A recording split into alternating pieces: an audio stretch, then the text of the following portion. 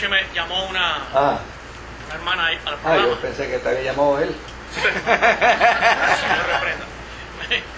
Y me dice, llorando, que tenía problemas porque ellos perseveraban en una iglesia y el esposo, otro hermano de la iglesia, lo convenció para irse con el Cristo. Y ahora están hasta separados y quieren divorciarse. Con Jesucristo. Pues fíjense qué interesante que estos individuos eran antinomistas, proclamadores de la gracia. Pero en esa proclamación de la gracia, ¿qué decían? Nosotros estamos en la gracia y aquí no hay regla que valga. Nosotros estamos en la gracia y aquí no hay disciplina. Nosotros estamos en la gracia y aquí en la gracia no hay que, mire, nada más que deleitarnos en la gracia, disfrutar la gracia. Por eso el escritor les dice, tengan cuidado, porque el Dios que sacó al pueblo de Israel de Egipto, en el campo, todavía no estaba la ley. Es decir, fue un acto de gracia, lo sacó en un acto de gracia, y la ley no estaba, pero se rebelaron contra el Dios que en un acto de gracia los había sacado de Egipto. ¿Y qué hizo él? El que los sacó en gracia los liquidó. Entonces, fíjense qué interesante. Entonces uno empieza a descubrir, mira, este pasaje, este capitulito, esta cartita tiene elementos muy relevantes para la iglesia de hoy. Porque estos individuos son pervertidores de la gracia. La posición de ellos es que la ley terminó y que ellos están bajo la gracia. Y desde luego, esa es una expresión que ellos sacan de contexto de Pablo. Pablo es el que declara que la gracia es más que la ley. Pero, ¿sabe algo, querido? La gracia no está exenta de ley. Cuando yo me toco con gente que dice, no, muchachos, olvídate, en la gracia no hay ley. Le digo que en la gracia no hay ley. ¿Qué es eso? Amarillito. Porque yo estoy hablando que en la gracia hay ley. Eso es amarillo, no es que me estén haciendo un entrampamiento. Amarillo. Es un jugo de manzana que yo tengo. Y dulce. Si alguien tiene duda, lo puede probar. ¿Ve? Estos individuos son un peligro.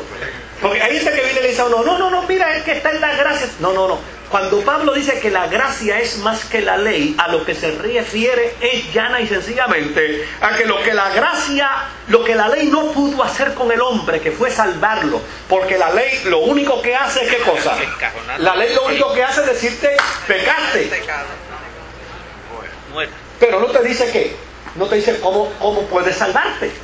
Entonces Pablo dice, la gracia es más que la ley, porque la ley solamente te dice cuál es el pecado, pero no te salva. Ahora, la gracia te dice cuál es el pecado y te provee ¿qué? Te provee la salida del pecado. Por eso es que Pablo dice que la gracia es más que la ley. Pero, óigame, si yo le dijera a ustedes que la gracia tiene una ley más fuerte que la ley,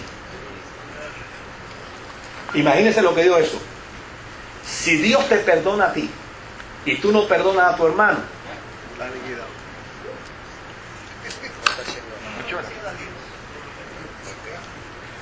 o sea, si Dios te perdona a ti y tú no perdonas a tu hermano, Dios te retira el perdón. Entonces uno dice, oye, pues entonces la gracia tiene ley. O sea, la gracia no es, como decía el jíbaro nuestro, un free for all. No, la gracia tiene reglas. Y estos individuos están diciendo que la ley termina y ellos están bajo la gracia. Y ellos manifiestan que no hay ley que se les aplique. Es decir, nosotros estamos en la gracia y nadie nos puede decir lo que tenemos que hacer. Porque la gracia es suprema. Perdona cualquier pecado. Cuanto más se peque, más oportunidad se le da a la gracia para sobreabundar. Es decir, sacan de contexto lo que Pablo dijo. Pablo dijo que donde abunda el pecado, sobreabunda la gracia. Pero eso no quiere decir Eso no quiere decir que mientras más peque, más gracia vas a tener. No. Porque la Escritura misma dice con claridad que al que pecare deliberadamente, ¿verdad?, no le espera otra cosa sino con una horrenda expectación del borde, de fuego y de juicio. Por lo tanto, esa implicación hay que verla dentro de su contexto. Donde abunda el pecado, sobreabunda la gracia. ¿Por qué? Porque la gracia es más poderosa que el pecado. Pero eso no quiere decir bajo ninguna circunstancia, como ellos interpretaban, que mientras más uno peque, a la gracia le estamos dando más oportunidad de que ella funcione. Pues mira, yo peco para que tú tengas una oportunidad de existir. Porque si no fuera por mi pecado, la gracia no existiría. Por eso es distorsionar el texto de manera arbitraria. Estos individuos decían que el cuerpo no tiene importancia, que lo que importa es el interior. Por lo tanto, ellos postulaban ¿qué cosa? La carne que haga lo que le dé la gana en la gracia. Lo que hay es que guardar ¿qué? Es el alma. Y mire, estas corrientes todavía al día de hoy polulan. Todavía al día de hoy se hacen sentir. Por eso cuando leemos la carta, vemos en el verso 4, dice, porque algunos hombres han entrado encubiertamente, los que desde antes habían sido destinados para esta condenación, hombres impíos que convierten en libertinaje la gracia de nuestro Dios y niegan a Dios, el único soberano, y a nuestro Señor Jesucristo. Y en el verso 7 dice, como Sodoma y Gomorra y las ciudades vecinas, las cuales de la misma manera que aquellos, habiendo fornicado e ido en pos de vicio contra naturaleza, fueron puestas, por ejemplo, sufriendo el castigo del fuego eterno. ¿Por qué? Porque estos individuos son inmorales.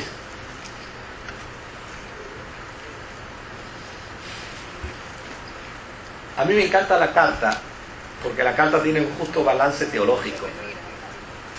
Mire, un hombre o una mujer que comete un pecado no es un inmoral, por el amor de Dios.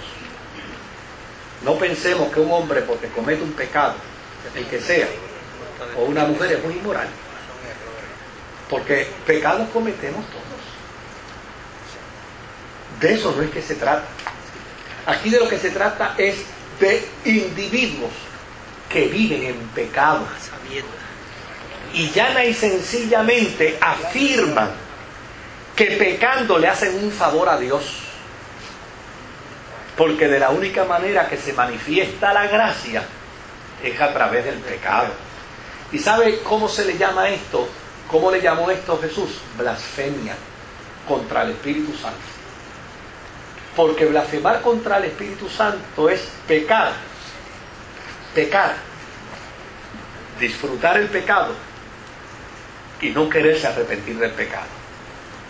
Pero cualquier hombre o mujer que en la fe cristiana peca, si se arrepiente, Dios le perdona.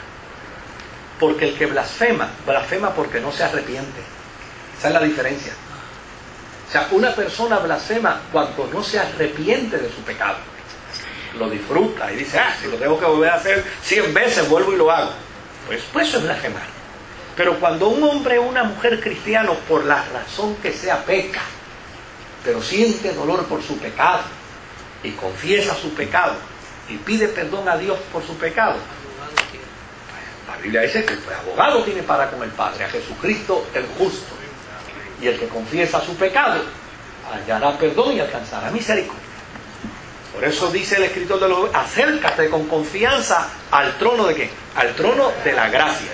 O sea, aquí hay que ver con claridad qué clase de... Porque hay gente que le lee esta carta a cualquier hermano que peca y la coge como una escopeta, ¿no? Para dispararle y matarlo a mansalva. No.